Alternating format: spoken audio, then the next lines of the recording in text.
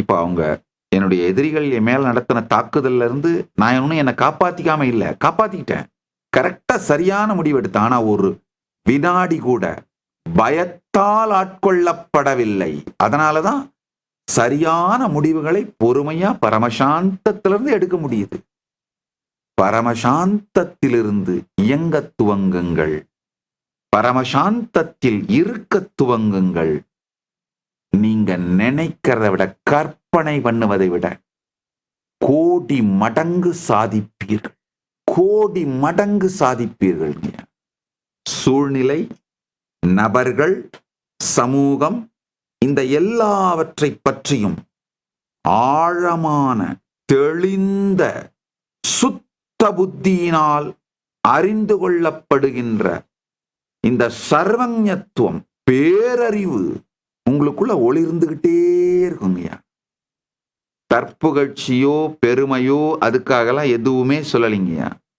உண்மை சத்தியத்தை உள்ளது உள்ளபடி சொல்றேங்கய்யா. இப்ப கூட ஒரு ஏர்கிராஃப்ட் சம்பந்தமான ஒரு புக் எடுத்து பார்த்தேன்னா கூடங்கய்யா, அப்படியே பார்க்கும் பொழுதே அந்த சர்க்கியூட் அவ்வளவு தெளிவா புரியும். சாஸ்திரங்கள், புராணங்கள் அது மட்டும் இல்லைங்க.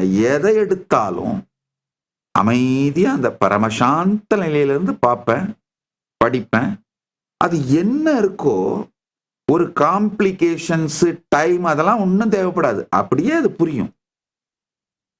புரியறது மட்டும் இல்லாம அதை நெக்ஸ்ட் லெவல்ல இருந்து எப்படி எக்ஸ்பிளைன் பண்ணலாம்னு நடக்கும். இதுக்கு முழுமையான காரணம் ஒன்னே ஒண்ணுதான். பரமசாந்த நிலையில அஜபா ஜபத்தில் இருந்து உங்களுக்கு உள்ள நடக்கிறத அப்படியே பாருங்கய்யா. இது உங்களுக்கு சாத்தியம்யா. அதாவது இதை நான் என் பெருமைக்காக சொல்லலைங்க, உங்களுக்கு சாத்தியம்ங்கிறதுக்காக சொல்றேங்கய்யா. என்னை பார்த்து நீங்க பயப்படணுன்றதுக்காக என்னை பத்தி நான் பேசலைங்கய்யா. என்னை பார்த்து நீங்க உற்சாகமடையணுன்றதுக்காக பேசுறேன்.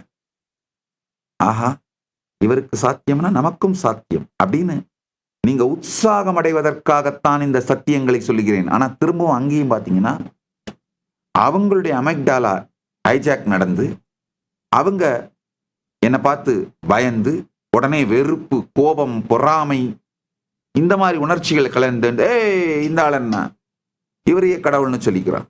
ஐயா, நான் கடவுள்னு நிரூபிக்க நான் வரலைங்கய்யா. அது எனக்கு நல்லா தெரியும். நீங்க கடவுள் நிரூபிக்கத்தான் ஏன் வந்திருக்கேன். அதுக்குத்தான் உட்காந்து பேசிட்டு இருக்கேங்கய்யா. நான் கடவுள்லாம் உங்ககிட்ட யார்கிட்டையும் நிரூபிக்க வேண்டிய அவசியமும் எனக்கு இல்லை.